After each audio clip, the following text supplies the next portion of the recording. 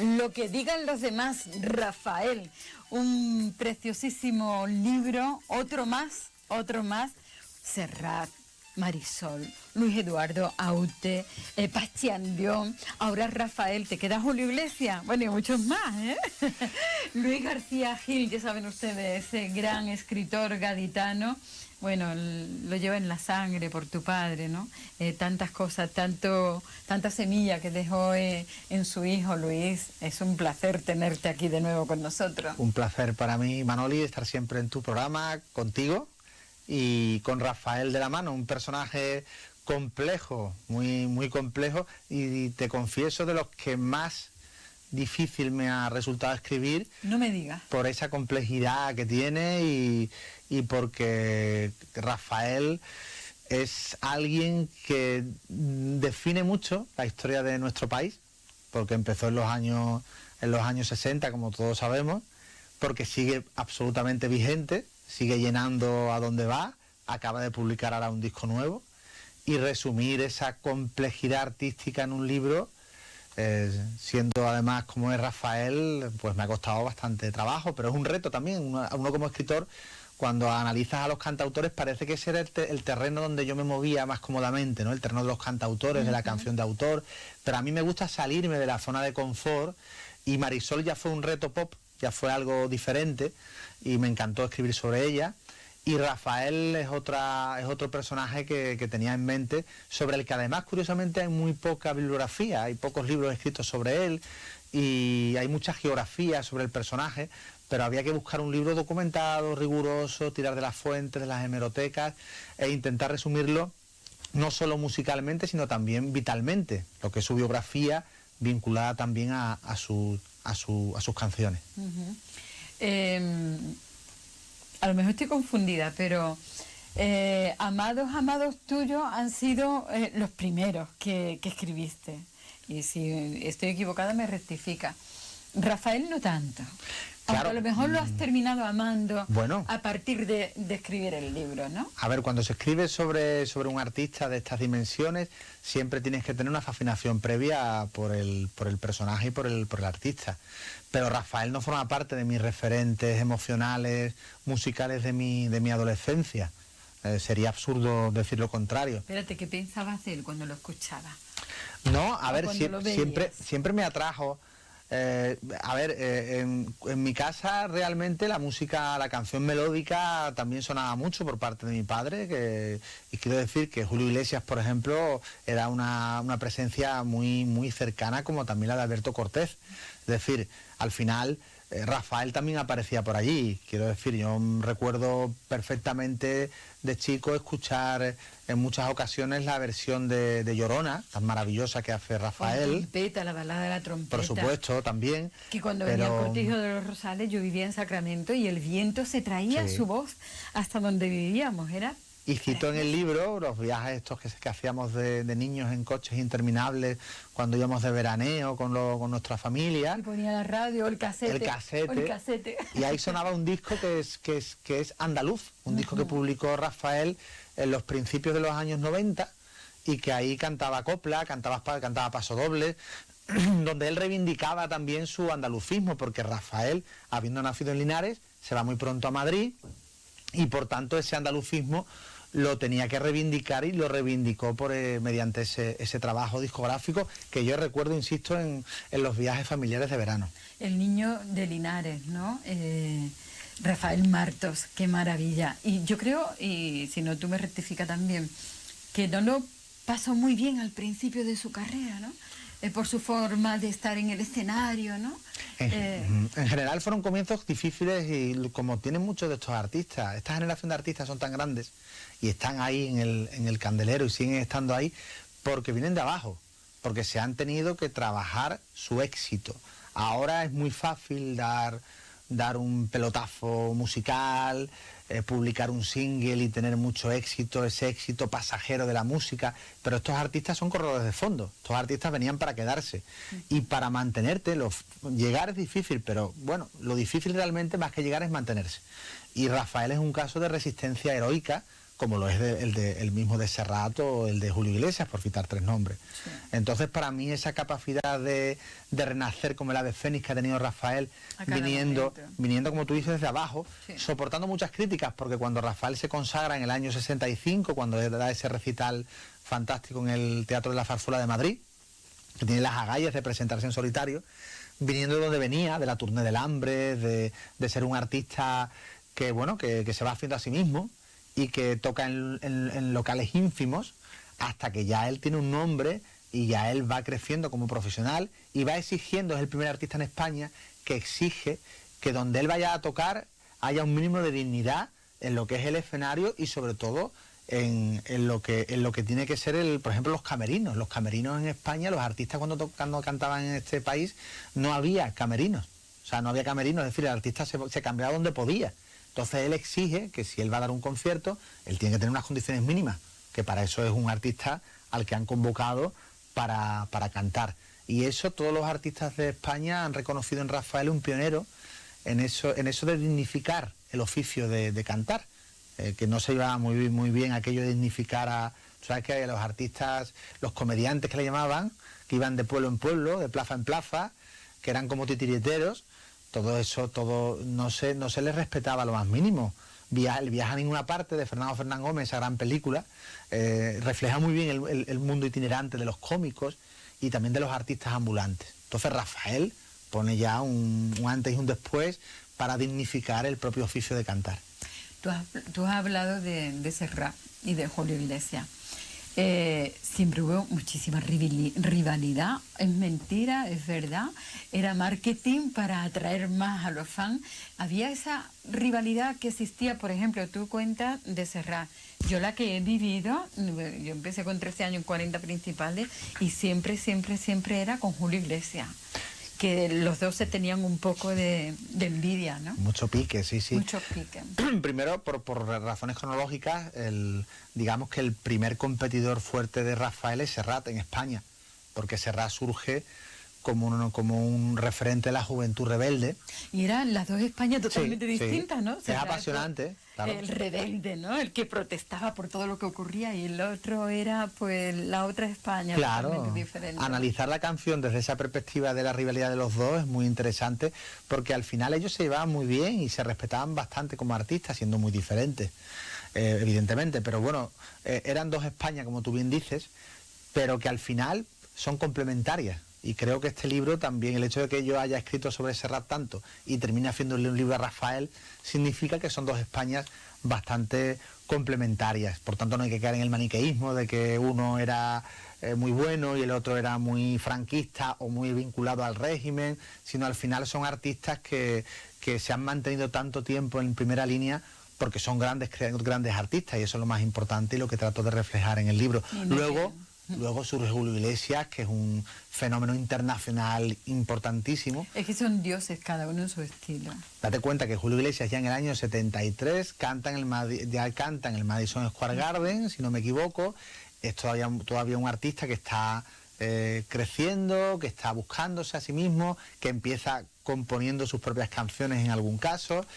Y tanto Rafael como Julio Iglesias van a tener compositores de referencia que les van a escribir las canciones y que van a entenderlos perfectamente. En el caso de Julio tenemos a Ramón Arcusa, por ejemplo, a lo que fue el dúo dinámico, con Manuel de la Calva también, y sobre todo Ramón Arcusa, y luego la aparición de Manuel Alejandro, que en el caso de Rafael es fundamental. Bueno, ¿qué sería? Bueno, y ahora el prólogo de Bunbury, madre mía de mi alma. Saltamos al otro extremo. Madre mía, otro extremo totalmente distinto. Y vamos a ver, ¿no? Ojalá que haga un disco, ¿no? Con las letras. Sería muy bonito. Bunbury, ¿no? Tiene mucho que ver el estilo. Aparece que en principio, si evocamos al Bunbury de Héroes del Silencio, tan rockero, parece que no tiene nada que ver con Rafael, pero sí, tiene mucho que ver. Si nos fijamos en Bunbury en solitario, en sus maneras en el escenario, en sus poses, en sus aspavientos, en su teatralidad, en su barroquismo, en su manerismo, terminamos pensando en Rafael. Por eso el prólogo de Bunbury en este libro tiene mucho sentido y mucho significado, porque nos lleva a un artista que es de otro ámbito musical y que desde siempre se sintió cautivado y fascinado por por Rafael. Esto es muy importante, hasta qué punto Rafael ha creado escuelas en artistas en principio antitéticos a su estilo y a su manera, porque es que ser como Rafael, otro Rafael no puede haber, porque es un estilo único, una manera de adueñarse del escenario que no tiene nada, no tiene parangón. Además, cuando tú vas a un concierto, yo fui a uno aquí en el Gran Teatro Falla, que estuvo 2 o 3 días seguidos, lleno hasta la bandera, y había todas las generaciones. Sí. Y no había más porque no hay más, pero estaban la bisabuela, la abuela, la madre, el hijo, el nieto, el bisnieto, estaban todos, y todos estaban, vamos, que no sabían qué hacer, ¿no? Y era una gloria ver a ese Rafael con la edad que tiene 80 años, ¿no? Es que no quiere que lo diga, pero bueno, tiene 80 años, aunque no lo parezca. Y en el escenario estuvo 3 horas seguidas y no se fue del escenario en las 3 horas ni un momento. Solamente un segundo, de vez en cuando, porque se ponía bien el pelo. Y yo lo sabía porque estaba en un palco en el que veía el lateral de esa cortina y él solamente se ponía ahí para ponerse bien el pelo y volver al escenario. Muy importante. ¿Qué interpretación? Claro, la imagen, lo has dicho tú, el acicalamiento. Es muy importante. Para Rafael la imagen ha sido fundamental. Ha sido una figura además muy moderna, porque pensamos en Rafael como una figura un tanto atávica o reaccionaria en un momento determinado, o antigua o anquilosada. Quizá en los años 70 se tenía esa percepción, porque Rafael parecía que se había quedado antiguo. Nada que ver. Rafael ya surge como una figura profundamente moderna y que es parte y fruto de una España nueva, musicalmente nueva, melódicamente nueva, que edifica una banda sonora preferentemente amorosa, pero que es muy importante para la juventud de este país. Pasamos, digamos, de Manolo Escobar, quizá el dúo dinámico era esa imagen proto-rockera, que quizás sí tenía cierta modernidad, pero pasamos realmente en España de Manolo Escobar a Rafael. Esto es un cambio muy importante. Manolo Escobar es admirable en muchos sentidos, como decía Carlos Cano, respeto a Manolo Escobar, a don Manuel Escobar, ¿no? Pero el pasar, digamos, de Manolo Escobar a Rafael, creo que musicalmente, imagínate aquellos 2 festivales de Eurovisión en los que canta Rafael, lo que suponía de cara al franquismo, televisivamente hablando, presentar un artista tan torrencial, tan nuevo, tan vigoroso, tan juvenil y tan despampanante como Rafael de cara a Europa. Rafael era una figura realmente de altura europea. Y un estilo único. Manolo Escobar era una España más de charanga y pandereta, con perdón, insisto, respetando. Era como el folclore. Más folclórico. Sí. Rafael era una canción más moderna, más evolucionada, como luego va a ser Serrat también, evidentemente, que da otro paso al frente en esa revolución que significa la canción de nuestro país. Personalidad en el escenario. Le falta escenario para dar de sí todo lo que lleva adentro. Y cómo se ha ido moldando a medida que ha ido cumpliendo los años, que ha ido perdiendo la voz, porque hay que ser sincero, ha perdido voz, ya no puede cantar la balada de la trompeta, ¿no? Por ejemplo. Que no se entere que ha mordado su voz. Riñes. Si no, pero ha mordado su voz, y como que no le digan abuelo tampoco. Ha mordado esa voz que le queda y la ha hecho más interpretativa, más teatral, ¿no? Yo recuerdo esa canción Frente al espejo. Magnífica, claro. De escalofrío puro, sí. ¿no? Es que sabe cantar. Creo que los artistas con el tiempo dosifican mejor su voz y al final saben cantar hasta mejor. Pues el fraseo de Rafael siempre ha sido muy característico, esa manera de pronunciar las eses, ¿no? Que ha tenido siempre él. Y su expresión corporal, claro, de su cara, de sus manos, de su cuerpo, ¿no? Al final todo su cuerpo, hay un capítulo del libro que se llama La poética del gesto en Rafael, que define precisamente lo que es Rafael en el escenario a nivel gestual.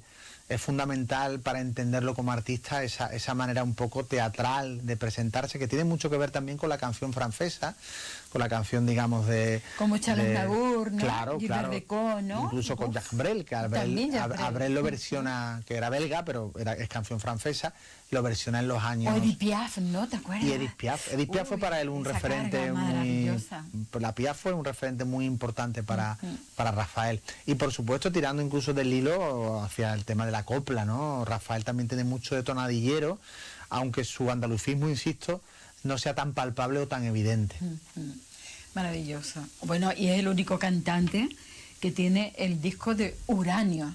Bueno, porque eso... ha sido el que más ha vendido discos en el mundo entero. Eso hay que ir a Linares, que tiene el museo, Rafael tiene un museo en Linares, Sí. y ahí en el museo de Rafael pues está entre los grandes objetos del museo está el famoso disco de Uranio. Él ha vendido, en Estados Unidos ha tenido un eco importante y grande, ha cantado con el mismísimo Tom Jones. Bueno. Ha estado, por supuesto, también en el Reino Unido, en Londres, ha triunfado también en noches mágicas londinenses. Ha sido un artista de referencia en la URSS. Estamos hablando de un artista que viene del régimen franquista, de la canción melódica asociada un poco al régimen, porque le cantaba también a la mujer de Franco en aquellos famosos especiales televisivos. Que era en Nochebuena, que era uno de los ha sido con Eso. Lina Morgan, ¿verdad? Claro. Con Lina Morgan, con Juanito Navarro, ¿no? El que iba con ella, ¿no? Sí. Entonces era característico de nuestras Navidades, cada vez que llegaban estas fiestas, Rafael en Navidad, el tamborilero, eso no ha faltado. Camino, qué maravilla, a mí me trae tantos recuerdos de cuando Pero es que era pequeña. capaz de eso y luego de ser una figura en la URSS, donde por ejemplo no podían cantar ni tocar en su día los Beatles. Ujú. O los Rolling Stones, ¿no? El rock no podía penetrar en la URSS por el tema del comunismo, ese otro lado del telón de acero tan particular, y en cambio Rafael fue una figura que sobre todo la gente joven de la URSS y sobre todo las muchachas jóvenes, las muchachas de la URSS lo tomaron como una absoluta referencia, ¿no? Qué bueno. Se nos ha ido el tiempo, queridísimo Luis, qué pena porque hay mucho más que contar. No hemos hablado de sus enfermedades, de sus amores, de tantas cosas, ¿no? Que nos interesa también muchísimo el ser humano que había detrás de ese pedazo, que hay detrás de ese pedazo de artista que tenemos la suerte de que ha nacido en España. ¿Lo has conocido para escribir este libro? Bueno, en este caso Rafael, digamos que quizá en este caso la mejor entrevista a Rafael era no hacérsela, porque es muy complicado. El mundo que rodea a Rafael es un mundo muy hermético. Uh-huh. Y tiene que ser así. Él lo ha pactado así. Cada uno es como es. Y creo que el libro gana habiéndose escrito en libertad. Porque todos mis libros están escritos en absoluta libertad.